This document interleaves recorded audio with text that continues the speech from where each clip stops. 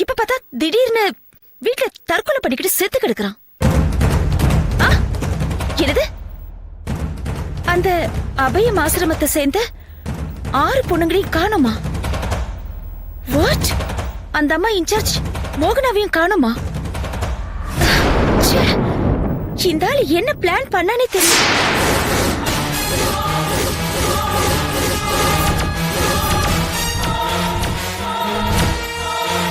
என்னம்மா கண்ணு, சௌக்கியமா? யாருக்கு போன் போட்டு பேசுற? நீ போலீஸ் இல்லைன்னு எனக்கு தெரியும். இந்த ஃபார்முலா கான்செப்ட் சக்சஸ் ஆன பின்னாடி என்கிட்டேருந்து அதை புடுங்கிறதுக்கு ஒரு கும்பலே இருக்குன்னு எனக்கு நல்லாவே தெரியும். அதுல இருக்கிற ஆள் தானே நீ, கரெக்டா? என் ஃப்ரெண்டு மூலமா எனக்கு நீ அறிமுகமாகி என் கூட நல்லா பேசி பழகி என்னை முட்டாளாக்கி உன்னை பக்கத்திலேயே வச்சுக்கிற மாதிரி செஞ்சுட்டல. எனக்கு முதல் தடவையா அன்னைக்கு நீ என்னை முறைச்சி பார்க்கும்போதே எனக்கு டவுட் வந்துச்சு. அதனால தான் 2 மாசமா உனக்கு தெரியாம தலைமறைவா இருந்து என்னோட வேலைகளை பார்த்துட்டு இருந்தேன். உனக்கு ஒரு விஷயம் தெரியுமா? டாக்டர் தமிழ் செல்வத்தோட ஹாஸ்பிட்டல்ல எனக்கு ஒரு நல்ல டாக்டர் கிடைச்சிருக்காங்க. பட் பேட் லக் என்னன்னா, அவங்க காப்பாத்தின பின்னாடி நாங்க ட்ரீட்மெண்ட் கொடுத்தாலும் கூட அந்த அனாதை ஆசிரமத்தை பிள்ளைங்கெல்லாம் செத்து போயிடுறாங்க. பரவாயில்ல, கடைசியா எனக்கு நீயும் இருக்கல்ல.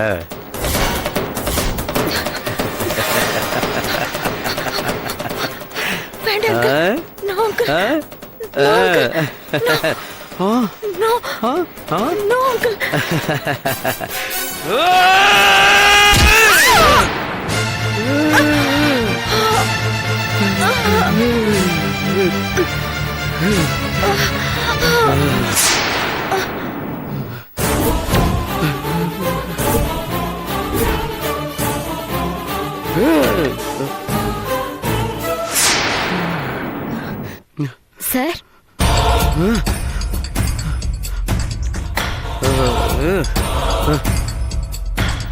என்னம்மா விஷயம்? காயா பழமா? காய்தா சார்.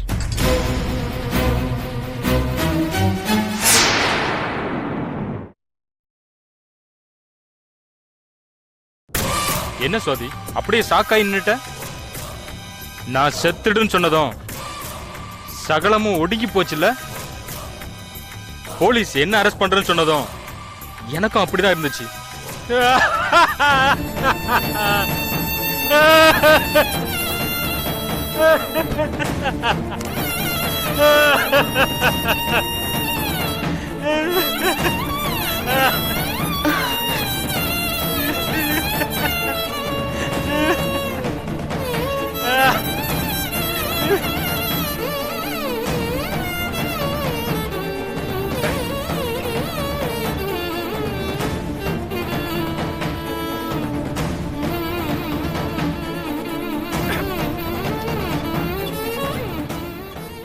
சுவாதி, உனக்கு ஞாபகம் இருக்கா? அந்த அபயம் அனாதை விடுதியை சேர்ந்த 6 பெண்களும் எதனால நம்ம ஹாஸ்பிட்டல் அட்மிட் ஆனாங்கன்னு உனக்கு ஞாபகம் இருக்கா? அவங்களுக்கு ஹெப்படைட்டிஸ் பி மஞ்சள் காமாலையோட அறிகுறி இருந்ததுனால நம்ம ஹாஸ்பிட்டல்ல வந்து அட்மிட் ஆனாங்க. உனக்கு தெரியும் தானே? போலீஸ்ல கேட்கும் போது அத பத்தி ஒரு வார்த்தையாவது சொன்னியா? சரி, அதை விடு. அவங்க ஒருத்தர் மாத்தி ஒருத்தர் ஆபரேஷனுக்கு வர வேண்டிய சிச்சுவேஷன் ஏன் வந்தது? எதிர்பாராத விதமா அவங்களுக்கு ஹார்ட் பிளாக் ஏற்பட்டுச்சு சார். அந்த விஷயமும் உனக்கு தெரியும் தானே? அத பத்தி நீ போலீஸ்ல நீயே கிளியர் பண்ணல. ஒவ்வொரு பேஷண்ட்டும் ஆபரேஷன் ஃபெயிலியரா இறந்த விஷயம் முதல்ல யாருக்கு தெரியும்? எனக்கு தான் சார் தெரியும். அப்புறம் நான் கொடுத்த ட்ரீட்மெண்ட்ல தான் ஏதோ தப்பாயிடுச்சுன்னு போலீஸ் சொல்லும் போது நீ ஏன் சுவாதி ஒண்ணுமே பேசாம இருந்த? சார், அது வந்து அந்த 6 பேஷண்ட்டும் ஏதோ தொத்து நோயால போன வருஷம் ஹார்ட் ப்ராப்ளத்துல பாதிக்கப்பட்டாங்க. அவங்கள காப்பாத்த நான் எவ்வளவு சிரத்தை எடுத்தும் ஆபரேஷன் ஃபெயிலியர் ஆகி இறந்துட்டாங்க. ஆனா போலீஸ்ல நான் அவங்கள கொலை பண்ண மாதிரி உன்னை சாட்சியா வச்சு விசாரிக்கும் போது நீ ஏன் சும்மா இருந்த? சார், அவங்க மோனாவை பத்தி மட்டும்தான் சார் என்கிட்ட விசாரிச்சாங்க. இத பத்தி என்கிட்ட கேட்கவே இல்ல. என்ன சுவாதி இப்படி பேசுற? நீ என்ன சொல்லிருக்கணும்? சார், எங்க ஹாஸ்பிடல்ல அட்மிட் ஆகுற நோயாளிகளுக்கு நாங்க சின்சியரா ட்ரீட்மெண்ட் கொடுக்கறோம். அதுல 190% நோயாளிகள் குணமாகி டிஸ்சார்ஜ் ஆகுறாங்க. அதுல ஒரு 10% நோயாளிகள் தான் நோயோட தாக்கம் அதிகமாகி சிகிச்சையோட பலன் இல்லாம இறந்து போயிடுறாங்க. அப்படின்னு சொல்லி இருக்கணும் தானே? ஏன் சொல்லல? சொல்லு. நான் உனக்கு கடவுள் கிடையாது, சாதாரண மனுஷன் தான். டாக்டருக்கு படிச்சிருக்கேன், கரெக்ட் தானே? அத பொண்ணுங்க சாவு பத்தி போலீஸ் கேட்கும் போது விஷயம் தெரிஞ்ச நீ ஏன் மறுத்து பேசல? அப்படின்னா உனக்கு நான் போலீஸ்ல மாட்டணுங்கிற ஐடியா இருந்திருக்கு, கரெக்டா? ஏன் உனக்கு அப்படி ஒரு ஐடியா வந்தது? அவசரமா வெளிநாட்டை போய் செட்டில் ஆக வேண்டிய அவசியம் உனக்கு ஏன் திடீர்னு வந்தது? என்ன சார், ஏதோ கேட்டு எங்கெங்கேயும் வர்றீங்க? என்ன போய் ஒரு குற்றவாளி மாதிரி கேள்வி கேட்டுட்டு இருக்கீங்க? ஆமா, நீ குற்றவாளி தான், அதனாலதான் அப்படி கேக்குறேன். என்ன சொல்றீங்க சார்? நான் குற்றவாளியா? ஆமா, கூட பழகின பொண்ணையே அடிச்சு இழுத்துட்டு போய் ரூமுக்குள்ள அடைச்சு வச்சிருக்கிய, அத குற்றம்னு சொல்லாம வேற என்ன சொல்லுவாங்க?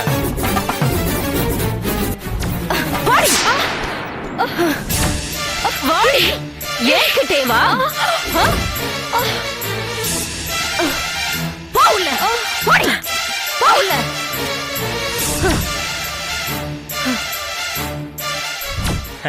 உண்மையை நீ சொல்லிதான் ஆகணும். உன்கிட்ட என்னமோ தப்பு இருக்கு, உண்மைய சொல்லு. சொல்லு, சொல்லுங்கிறல்ல.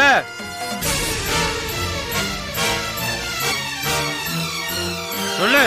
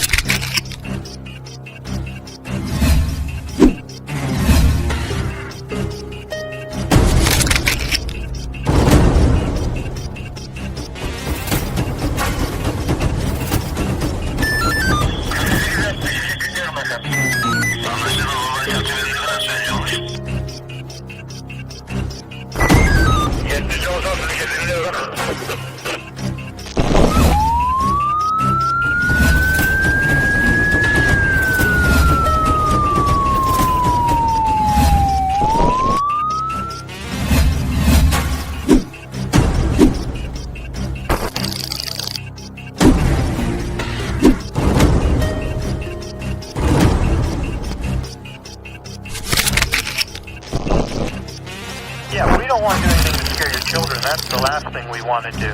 We don't want to scare anybody.